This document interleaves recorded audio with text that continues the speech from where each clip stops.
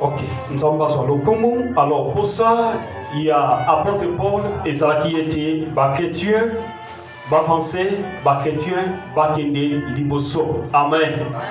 Alors nous allons passer la tibiso, to lobela ki yango mengi. Mais les lots, tolingi, toi avancer, to lobela toujours na kati na grand thème na biso, il y a nouveau départ. Toujours de la thème, Dieu veut que tu sois un arbre productif. Nzambalingi ozala nzete oyo ezali obota. Amen. En français, par le bien mot, Dieu veut que tu sois un arbre productif. Ozala nzete oyo ezali obota. Nzambe alingi ozala nzete oyo ezali obota. Soki Bible bandi na Dieu veut. Donc c'est une commandement. N'a pas yabakomi oyo bazalaki inspiré. Oyo bazalaki inspiré pour na koyeba okomela biso maloba oyo ezalaki na commandement oyo Nzambe azako exiger selon l'esprit de Dieu, selon l'esprit de l'écrivain. Azoloba ke Nzambe alingi ozala nzete oyo ezali obota. Na thème na biso ya tongwa lelo na dimanche ya lelo tokolobela biloko misatu oyo ezali important yango tokoyeba kosevolue na yango. Alléluia. Nakanga nanu po ozala attentif pour nazoloba makambo que ça important.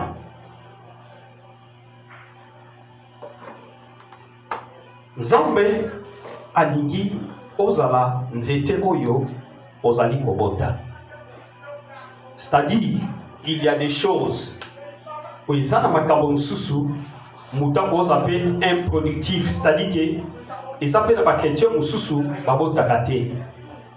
Soki nazolo bakobota ezali dans lequel sens ezali mutu oyo depuis ya vie chrétien a changer kate azala ndenga zandengwana azwa pe ngolute ya kote ya mutu azwa pe ngolute ya koyeba ko produit o biso pe bateyaki biso na nsima nango biso pe toteyi bamisusu na nsima nango biso pe toforme bamisusu. C'est ça la production. Donc oza ko se produire eza na trois phrases moko ezali clé na tongwa lelo landanga na kokebi très bien. On comprend pourquoi obotaka mbuma te kati na yo. Dieu veut que tu sois produit. Nzamba alingi ke ozala nzete oyo ozali obota. Là on parle de moi. Balobi nangai. Dieu veut que tu sois le nazala. Il a verbe être na subjonctif présent. Soit nazala motoyo azali kobota. Mais le quoi cause dans l'ensemble là, nous devons parler c'est nous. Dieu veut que nous soyons un arbre productif. Nzamba lingi tozala banzete oyo ezali obota. Amen. Donc un exemple moko eza facile. Mutu aloni nzete na ye na lopango parce que on parle de nar eza ko signifier mutu. Mutu aboti nzete ni na lopango tanga boti nzete azo sopela nzete wana mai de temps en temps aza ko s'attendre ni aza ko s'attendre na nzete lobi amona fruit ya nzete wana. Mais soki nzete busani et dépassé batana ngweze botate même ikolo nango amonaka inti ya nzete wana akokipe kokata yango. Amen. Akope kokata yango a remplacer yango na nzete mosusu. Trois choses. La première chose, il a dit veut ce que Dieu veut. La deuxième chose, il a dit un arbre. Et puis troisième chose, il a dit productif. Donc on vend dans la ville comme ça, tout la nanga na boké très bien. Et voyez ba ko aider yo, voyez ba ko zonga kati na yo, otala vie chrétienne na yo, otala ba année au sali na vie chrétienne. Donc ça là ba estimation, c'est-à-dire estimation, c'est quoi nous ça là examen, il y a conscience, il y a vie nanga bobimba, otala depuis na yeba nzambe. Est-ce que nous avons opportunité, il y a un produit, il y a un bénéfice une âme, un bénéfice une âme, et pas une ensemble. Ou, depuis na bongoli motema, na sala kelo kwa ngote, ou bien, na bandaka ko salango, mais via circonstance moko, et salama via eloko moko na mona et décourageant ngai. Oyebi na vie otozo mené de l'eau, nous les pasteurs, nous avons beaucoup à rendre avec Dieu. Amen. Est-ce que ça m'entend l'ananga très bien? L'ananga très bien. Quand moi je prêche la parole de Dieu, na bandana ngai moko nazo kitati na se. Amen. Je ne suis pas des hommes de Dieu, il parle seulement pour les enfants, il ne touche pas des hommes de Dieu. Moi, je touche au bananamutu, tina son alitaka. Amen. Parce que nous tous, nous serons présentés devant Dieu, devant nos travails, devant nos exécutions, devant les jours que nous étions dans le monde, que Dieu nous a accordé la grâce de vivre tant que des hommes. Qu'est-ce que nous avons fait et qu'est-ce que nous avons apporté devant Dieu? Et ce qui est nécessaire devant Dieu, c'est ça. Le travail.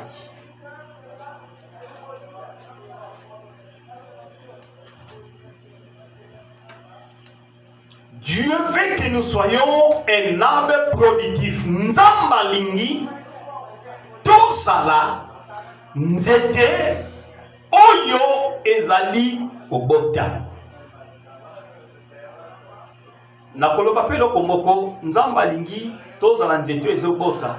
Mais ça peut na bato mosusu yemoko aloni nzete yemoko pe a détruit nzete wana. Alléluia. C'est-à-dire quoi? Oloni nzete obandaki ko sopela ngo mai et poussani nzete komi na temps e banda ko bota mbuma yomoko pe lisusu o détruit nzete wana. Alléluia. Est-ce que ça on entend très bien?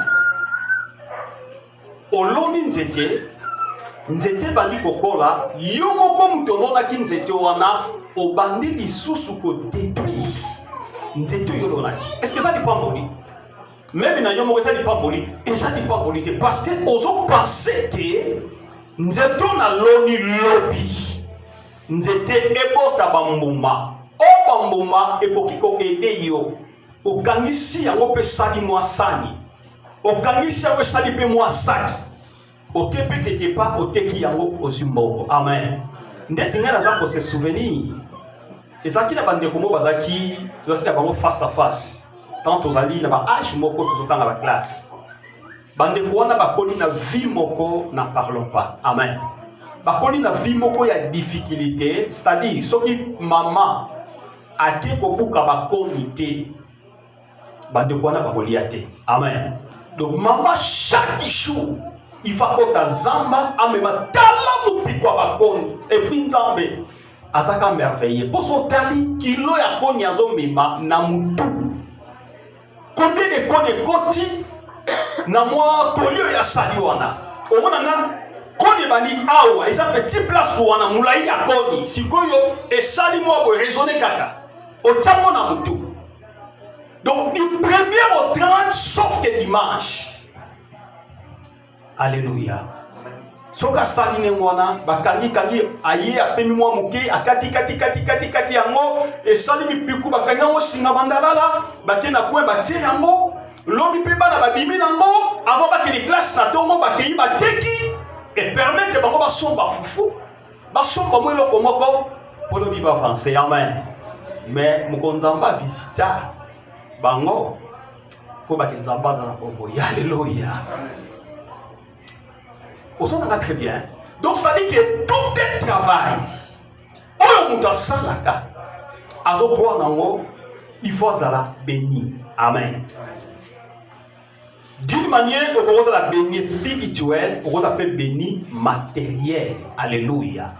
Mais si ce n'est que si, on soit quittant, il y a pour protéger en haut, on soit quittant, il y a pour considérer en haut, lobby et koyeba osumayo.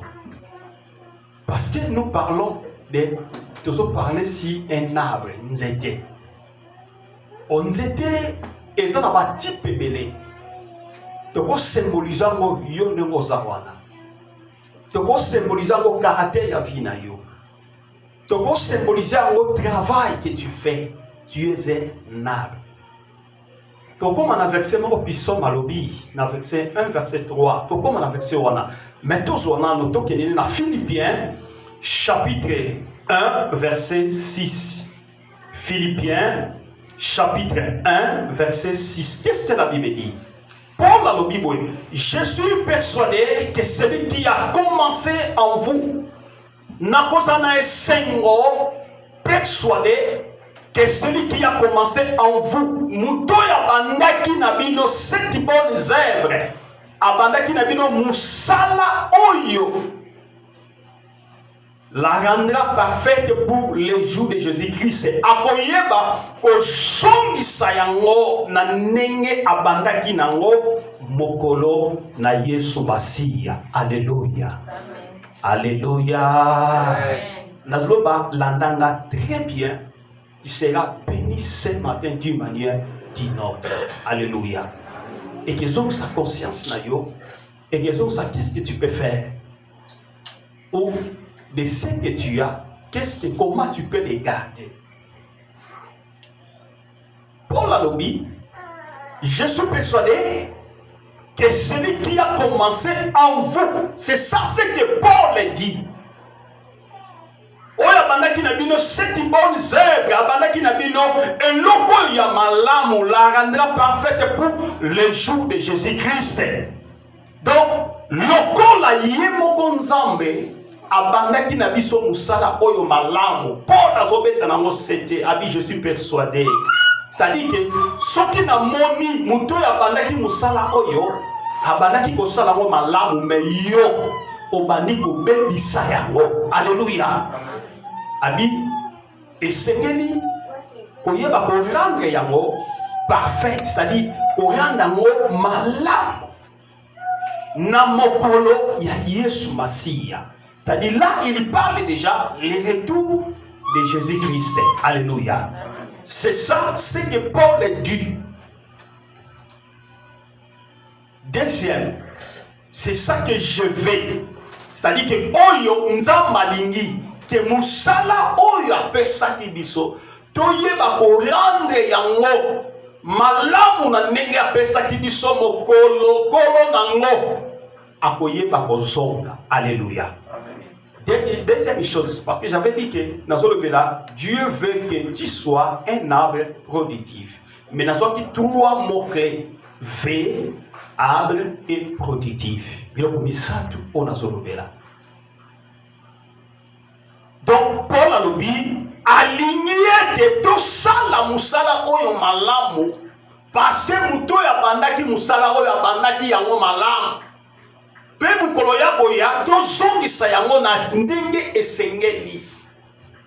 Deuxième chose, un arbre. Nous étions dans le qui est pour se présenter, et pour se présenter, et pour présenter ma caractère. Mais tout simplement, que je m'en aille très rapide, nous étions dans symboliser à Golgotha. Amen. C'est la personne de Jésus-Christ. Pourquoi? Parce que les seules personnes Oyo Ayaki Namokili à vaincre puissance, il y a les diables avec tous ces acolytes, c'est-à-dire les compagnons à Memi à Motina quoi. C'est Seigneur Jésus-Christ. Amen. Bible bengi lobini nzete oyo soki kutu nzete mobesu. Il était maltraité. Là, on voit la personne de Jésus-Christ. Amen. Ce qui pour nous aider à mobeso, azaki maltraité, batreta qui est, balobela qui est, bafinga qui est, baloba qui n'importe quoi, si ko biso toze ya oka. Alléluia. Un arbre représente la croix de Golgotha, ou l'endroit où Jésus-Christ nous a rachetés. Nous étions pour se présenter la croix de Golgotha. Et si quand Jésus a yebaki ko somba biso na puissance ya ténèbres, na ba domination, na esprit méchant, nege bibelobi allié céleste. A yebaki ko somba biso, accueilli na croix, alobi tout est accompli. Donc nyonso ekokisami. Là, il nous a donné l'autorité de savoir à qui nous sommes, de savoir que nous ne sommes pas Batou Yapama, mais tout ça rempli, comme la fois passée, je pense que c'était le dimanche que j'avais parlé, que nous sommes des petits dieux. Ce que nous avons abandi kokoma na niveau, yakweba ke azanzambe. Azamoko yekeni yanzambe. Parce que tant nous faisons l'homme à notre image. Tout ça, la moutuna image na biso. Quand Dieu parle déjà que faisons l'homme, c'est-à-dire que l'homme aux yeux moko ya nambu, il y a parti yanzambe. Alléluia.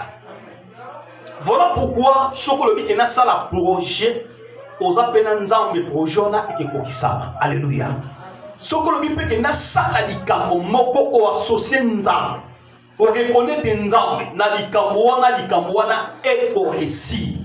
Pourquoi ni eko récit? Parce que tu as compris que je suis une partie de Dieu. J'ai le pouvoir, j'ai l'autorité, je peux dire et les choses doivent s'accomplir. Alléluia. Et aujourd'hui, nous les chrétiens ou les hommes de Dieu, nous sommes devenus faibles. Pourquoi? Parce qu'à des fois, tout ça qu'on s'environne de ce que nous sommes. Tout ça comme il y a des sous-soutés autres alliés. Il y a un bon chrétien ou un chrétien à s'évoluer dans la prière, dans la méditation de la parole et puis dans la vie à sanctification. Amen. Alors, ce qui va trois types, trois caractères, on se considérer en haut. Nakati na vie na yo, bien aimé, tu le feras un bon vie chrétien et tu le seras un homme modèle. Les gens doivent parler de toi. Alléluia. Batu bakoloba na yo.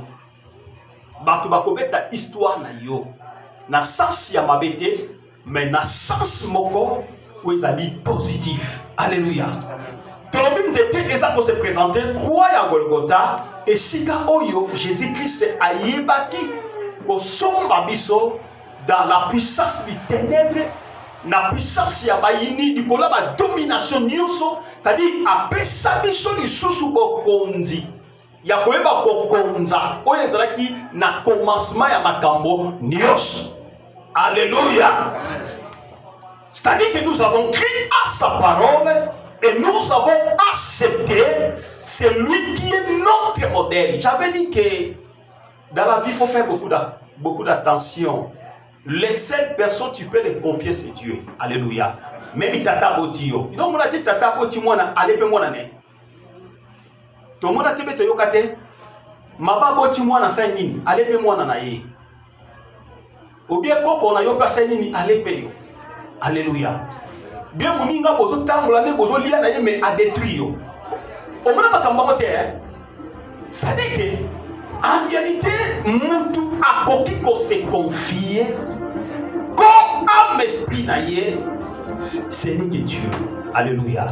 Nzambe akoki ko trahir yo ta mokolo moko te. Nzambe akoki ko détruire yo ata mokolo moko te. Mais si ce n'est que on a se respecter. Maintenant, mais où le Seigneur dit avancer dans nous. Alléluia. Troisième chose. Productif. Jean chapitre 15, verset 2. Jean chapitre 15, verset 2. Qu'est-ce que la Bible dit? Jean chapitre 15, verset 2, la Bible dit, tout est sarma qui est à moi. Alors, sarma zanini. En français, babeki sarma, ezali tige, yanzete. Alléluia. Mimi to exemple en sa facito, et nzetambila te, nzetambila nenge zalaka abimisi ba branche. Ba branche wana soki okati nzetambila, c'est-à-dire okati parti moko ya lindala justement. Ya lindala. Tozo kalindala wana po epesa biso kombo. Voilà nanga très bien s'il vous plaît. N'a pas cette explication pour se comprendre les phrases très bien. Alors, nabanda ki boui, nabi boui. Sarma eza lokola nzete yambila. Nzete yambila ebimisaka lindala la boine. Ebimisi lindala na lindala la soki okati branche na emoko. Ozu branche wana obandi kolongola ngo swati na mbeli. Tolanda te po epesa biso nini, epesa biso kombo. Yango babengi yango na français sarma. Amen. C'est que Bible tout est sarma qui est à moi. Alors, sarma nyonso, c'est-à-dire que parti nyonso ya nzoto ya mutu ezali ya ye nzambe. Alléluia. Alors, et qui, alors, qui n'a pas la phrase en mot, tout est sarma qui est à moi et qui ne porte pas de fruits. Alors, si ok, nzete nyonso, moi et ni nzete nyonso, soki ezali kobo tambumate. Il est tranché, abi bakoye bako kata yango. Et tout est sarma qui porte des fruits, ce qu'on dit que nzete nyonso, étape ya nzete nyonso, o ezebo tambuma. Balobi, il est mordé. François les amakase, amen. Mordé za lokola ni.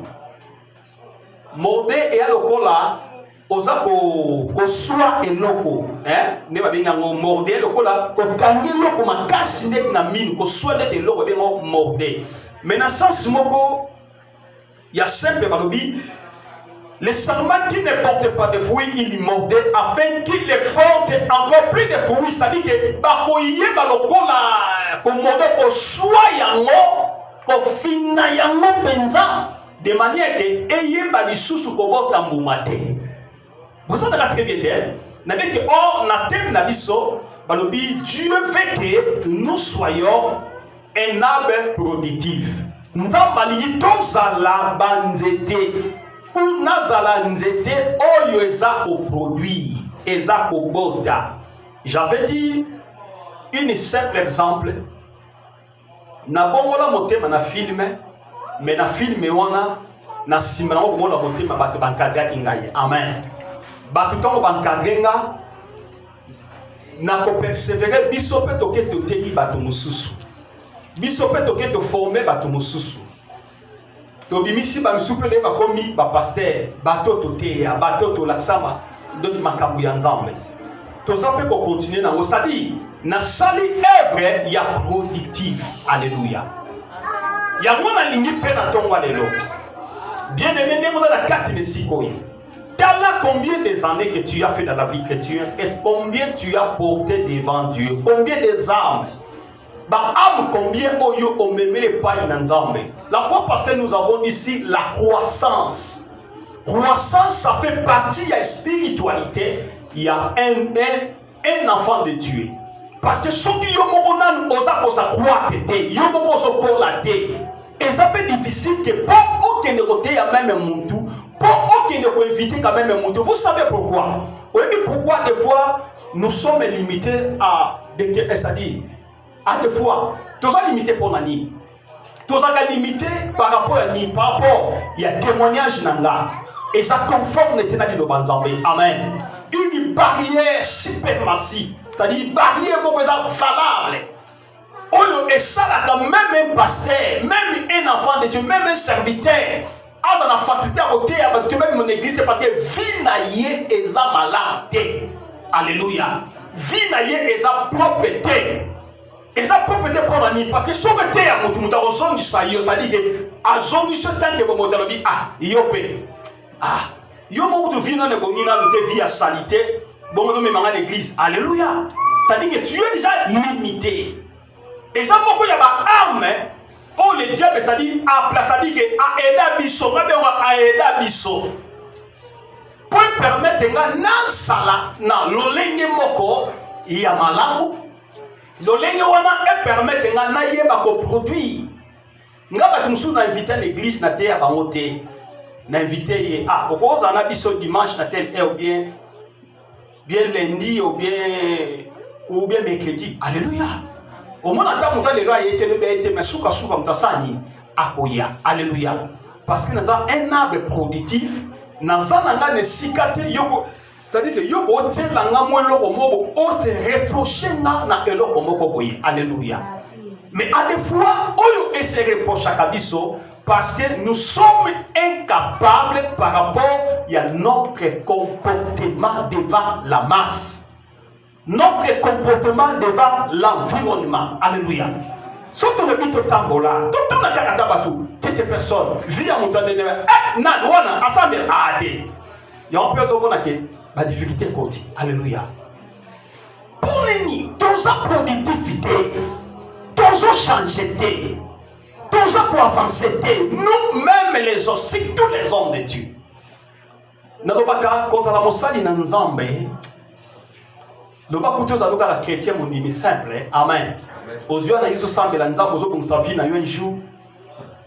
Que gloire au Seigneur mais aux na kaga moko ya aux la un serviteur. Bible binini. Dieu va juger les serviteurs doublés. Double, pourquoi double? Parce qu'ils ont c'est-à-dire la reconnaissance, ils ont la connaissance de la parole de Dieu, mais qu'ils ne veulent pas exploiter. Alors, pour exploiter, et l'eau wasana yango. Na témoignage qui sont dimanche passé, je pense que poulet. À des fois, j'avais fait 6 mois, je ne prêchais pas. Amen. Mais je m'allais dans l'église, j'étais là, j'étais présenté, mais je ne vais pas prêcher. Et dans tout ce temps-là, misaladio se venir pour ça, pour marcher. Alléluia.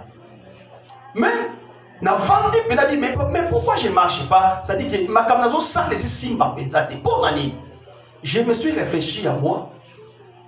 Tant qu'on a réfléchi directement, c'est une invitation. Et pas pasteur, n'a rien de Zakiwana. Na lunda il faut noter. Na une invitation, ngapina tine lettre de oui, na noter. Amen. Le même jour que j'avais prêché, dans l'église Sili bana ya pasteur wana, bazaki na moi babulu na bango ya diama, ba yi ba invité nga. Amen. Babi pasteur, moi loko muke mukwe eze bima, na moi libulu na biso diama. Amen. Toke OK ça la renfort dans l'église ici. Donc on va aussi ici qui ne changer bilamba plutôt ya to zelo to ça la renfort. Amen. Quand on a kenda na bimisa renfort, bien aimé, à tes cas soit bon. Alléluia. Par là que l'esprit m'a commencé à dire, si tu veux voir les merveilles de Dieu dans ta vie, tu dois travailler dans l'œuvre de Dieu. Dieu t'a appelé dans les œuvres de Dieu. Amen. Il y a un moment à gauche de son ciel à mout. Oyate, Okima. Problème n'est pas ça. Problème n'est que on a ma personne dans un boss marché na bango ba comme ba productif. Bakoma productif, bombota. Moi j'ai fait déjà le travail. Maintenant il reste nous de travailler aussi, de produire dans l'église, d'inviter les gens dans l'église, de donner les évangélisations, faire les évangélisations. Alléluia. C'est la productif. Alors on a vu que les diables a aidé Bisso à des fois. Le la barrière n'a Bisso passé. Yo mo hôtel que pour ma visite. Bato ba sekanga. Bato ba yebinga. Côté on attend la balamte. Na soira moi ndeko mo koto. Le bina salaki na mutu mo koto. Ya moi c'est pas ça Bisso ba barrière. Alléluia. Bien aimé. Et ça dans un homme de Dieu dans la Bible il a demandé. Aujourd'hui, qui vous voulez servir? Les lots que vous servir, Nzambe ya maman, Nzambe ya bozui, ou Nzambe. À des fois, il faut essayer de poser des questions. Bien aimé, la vie, et ça, la tango, hein. Au moins, sommes dans la puberté, c'est-à-dire un âge mort abandon aussi, abandon moi par des autres, on peut les comprendre. Amen. Parce que les hommes, pepo et zalaka, c'est-à-dire, na généalogie, c'est-à-dire, elle quoi, na genèse, il y a Moutou et zalaka. Mais il y a des fois, ceux qui Moutou a essayé de conserver une certaine dignité en lui, il doit se conserver. Amen. Même le baboti biso, toka biloko wana. Papa j'ai sa maman qui moi non âge a commis nango, okola bolim sanga pour na terme, okola abali ko mona moi bikolo na ye, maman il faut faire beaucoup d'attention. Alléluia. Parce que a senti que niveau ça là qui n'a niveau a commis, ce qui maman au conservé moi na bienté, il peut faire n'importe quoi, c'est-à-dire n'importe quel comment. Alléluia. C'est-à-dire dans la vie chrétienne aussi, il y a des choses pareilles. Et ça peut na tango, mutu ako connaître gaffe, à reconnaître erreur, à zongi katinaye, à mi zongi penza, tali bere naye et péché sous ma casse. Alléluia. Avancer. Et ça n'a pas quoi fort à sa tête. Mais toujours il n'y a pas d'ensemble pour puiser notre façon d'aller en avant, de persévérer dans la vie chrétienne.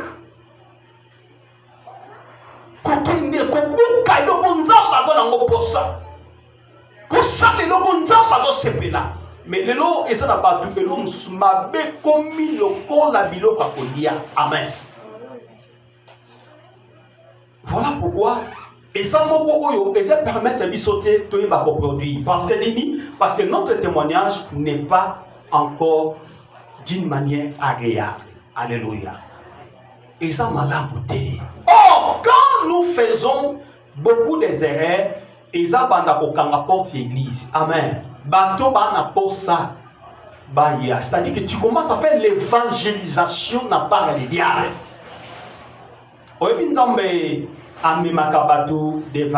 Devaga. Amen.